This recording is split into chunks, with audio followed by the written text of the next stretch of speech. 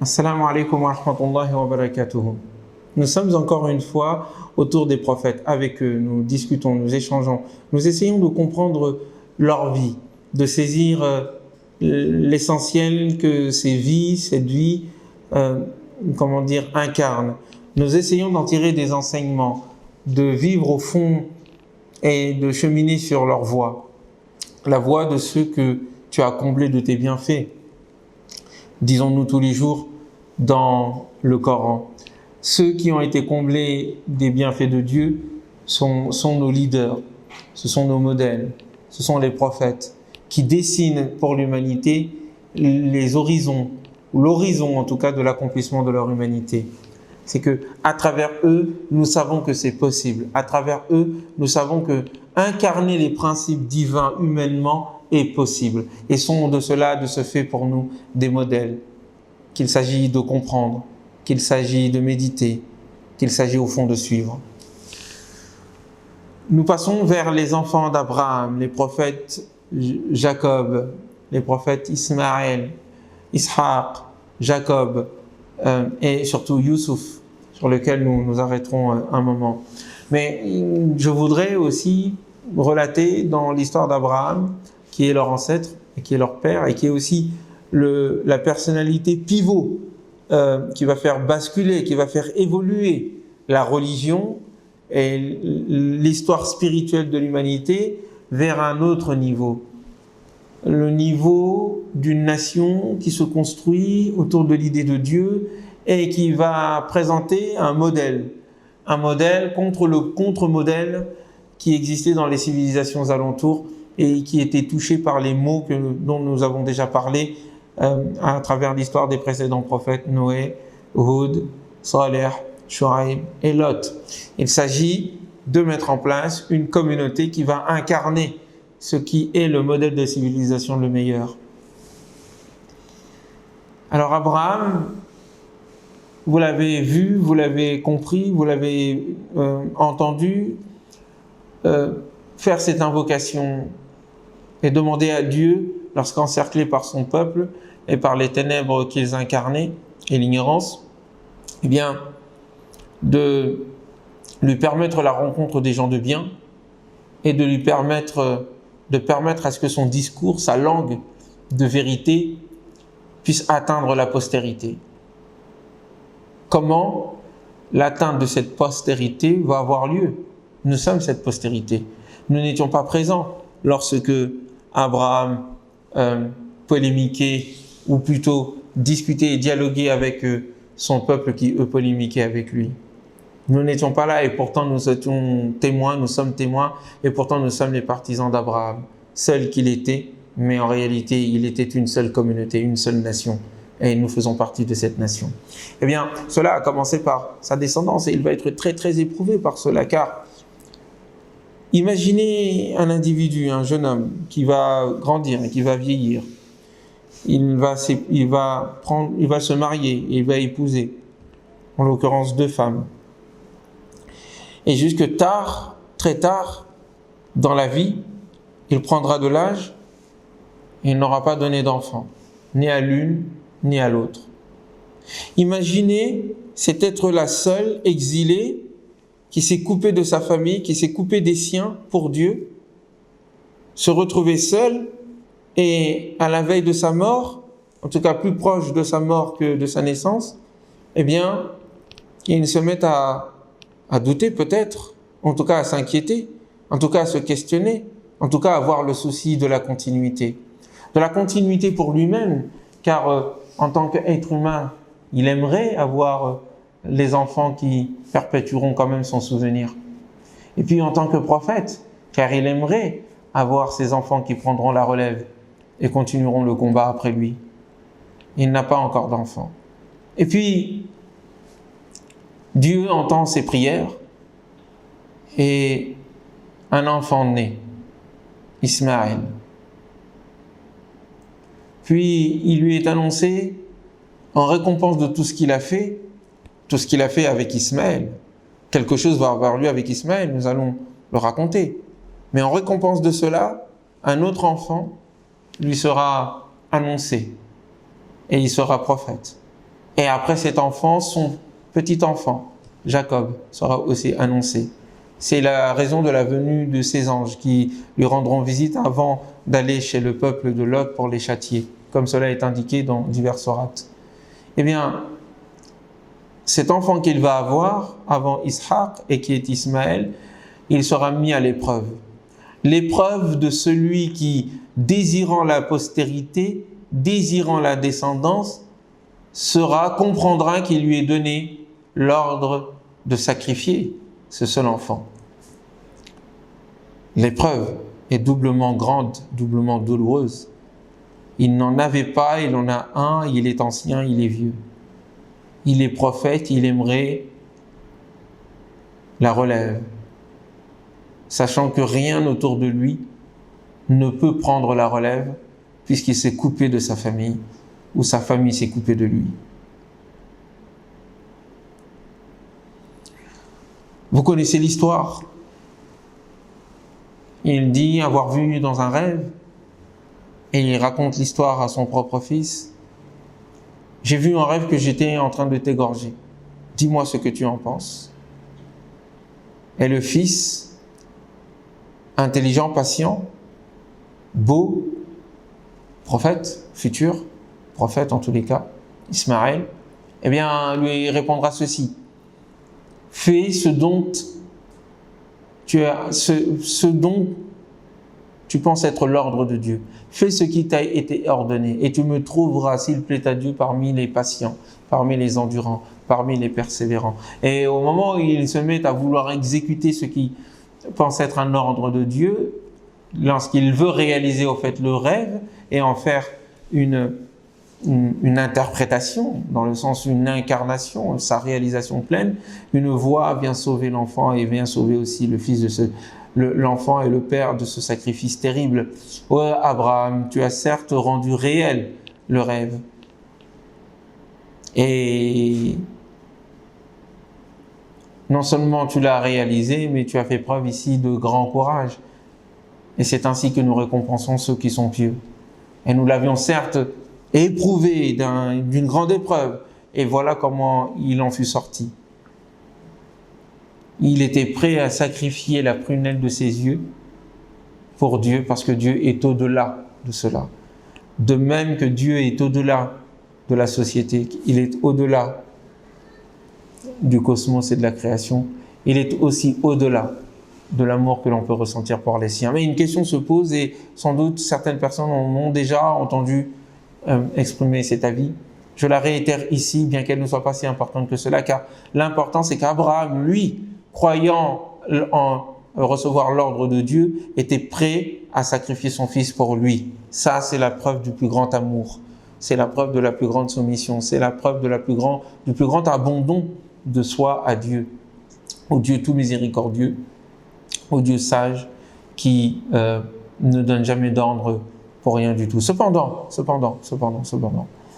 l'idée de dire que Dieu a ordonné à son prophète de tuer son fils peut quand même questionner, d'autant que ce même Dieu reproche aux idolâtres de sacrifier leurs enfants pour le plaisir de leur Dieu, et montrant et indiquant la bêtise d'une telle action, l'ignorance qui l'habite et la perdition qui va toucher celles et ceux qui agissent ainsi.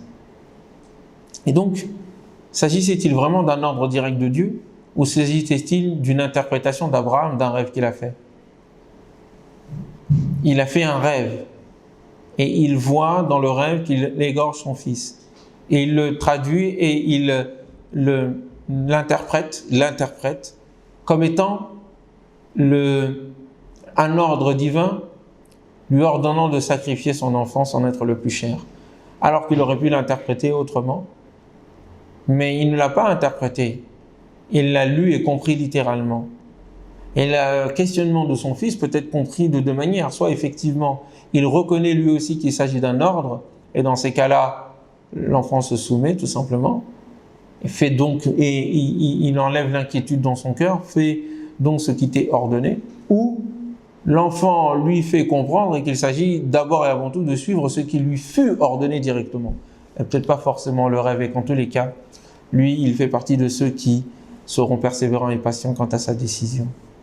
Pourquoi est-ce que nous disons cela en indiquant qu'il s'agit d'un rêve interprété par Abraham et sans doute mal interprété et qui va ensuite, dont la réalité va être ensuite révélée par Dieu lui-même en lui indiquant, en l'empêchant de sacrifier son fils et en lui indiquant ce qu'il doit sacrifier à la place, ce qui va donner naissance à cette tradition, cette adoration du sacrifice d'une chamelle, d'un chameau au moment du pèlerinage à la Mecque et qui permet d'être distribué et de nourrir les pauvres et les indigents. Cette tradition-là vient de cette tradition d'Abraham. Et il ne s'agissait pas d'un mouton, comme cela est indiqué dans la Genèse et ensuite repris par les musulmans et ceux qui ont intégré une partie des histoires des enfants d'Israël. Mais le Coran parle de la fidia, et cette fidia dans la sourate Al-Hajj, la sourate du pèlerinage, il s'agit d'un chameau. C'est ça, en fait, à l'origine, le sacrifice pour le pèlerinage. Il s'agit d'un chameau. Et ensuite, faute de chameau, eh bien, on se met à sacrifier ce que l'on peut sacrifier, l'animal, et afin de pouvoir les donner ensuite aux pauvres et d'en profiter ce jour-là. Il s'agit d'un jour de fête où l'on mange, où l'on boit, et c'est aussi le signe de la reconnaissance, de cette emprise, de cette maîtrise offerte à l'être humain quant à son environnement et quant aux animaux qui lui sont soumis. Et donc la nécessité de cette reconnaissance s'incarne dans ce geste-là durant le pèlerinage. Mais donc vous comprenez ici que on n'est pas obligé d'être d'accord là-dessus à la rigueur, pourquoi pas même que ce soit vraiment un ordre direct et divin qui lui est demandé de sacrifier son fils avec pour plan ensuite de lui faire éviter ce sacrifice ultime et de le remplacer par ce sacrifice d'une chamelle dont la viande sera ensuite distribuée auprès des pauvres et tradition qui va perdurer jusqu'à nos jours aujourd'hui.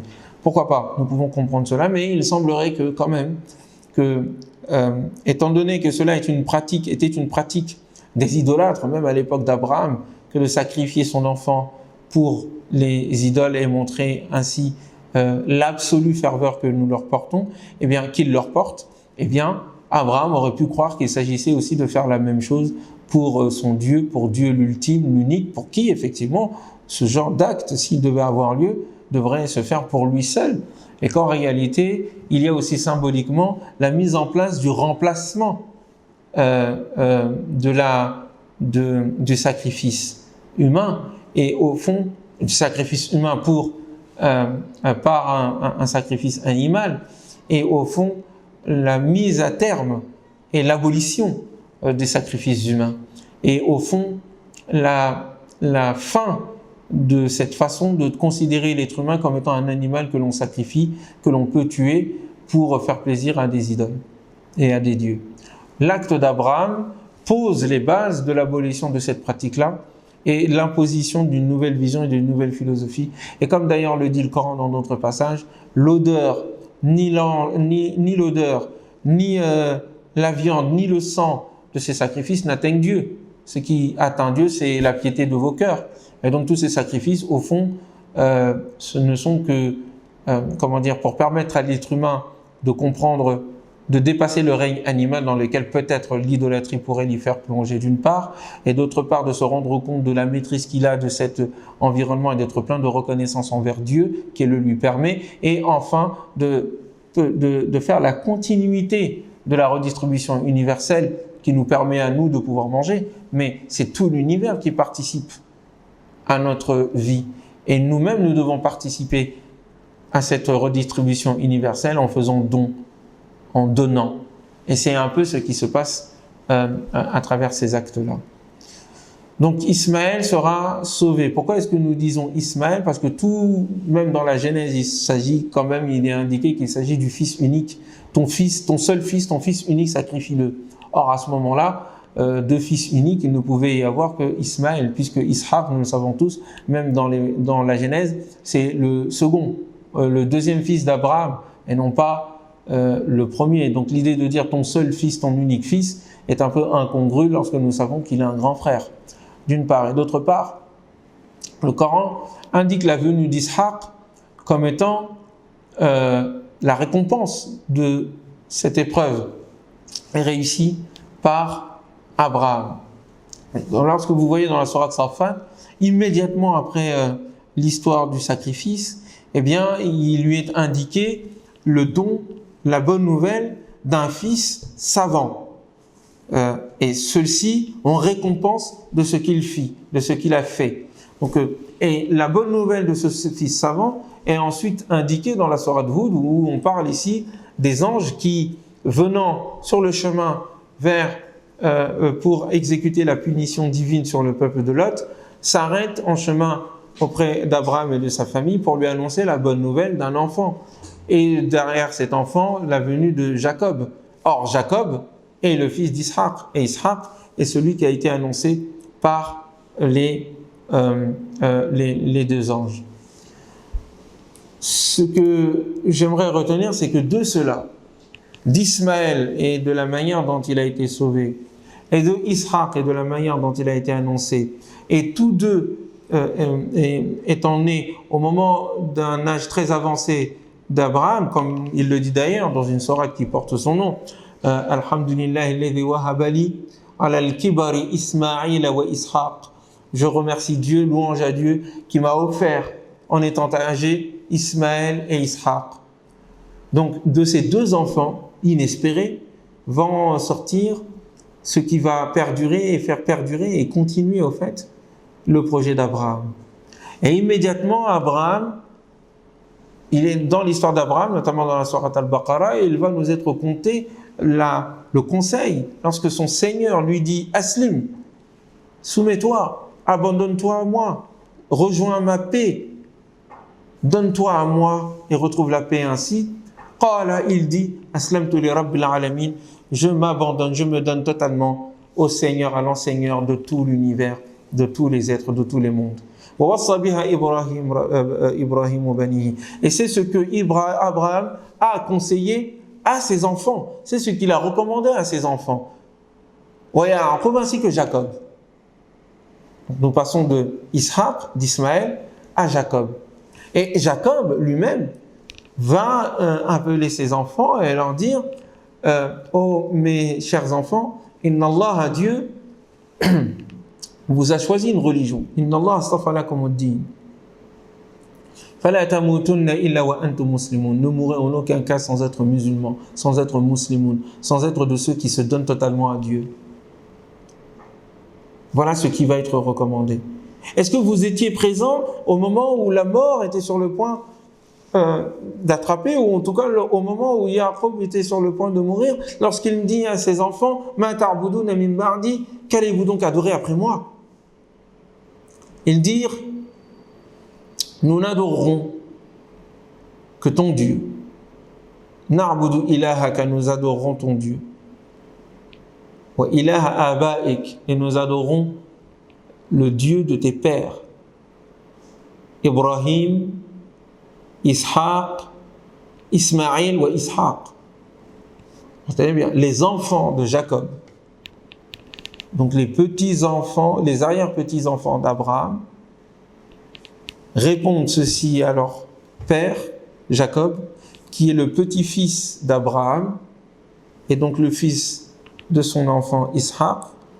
Nous adorons ton Dieu, le Dieu de tes ancêtres, Abraham, Ismaël, Ishaq, un seul Dieu, et nous sommes à lui complètement soumis. Nous nous donnons complètement à lui. Nous adhérons totalement à sa paix. Voilà comment Abraham, à travers ses enfants, continuera d'exister de par le projet qui perdurera après lui.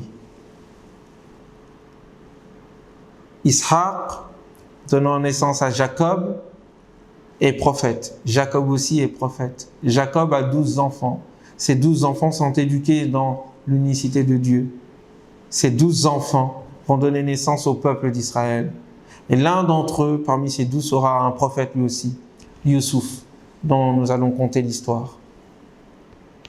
Mais vous voyez comment, au fond, la branche Ishaq du projet d'Abraham va donner naissance à la longue histoire des enfants d'Israël qui s'insère dans l'étape de l'humanité organisée autour de communautés, de tribus,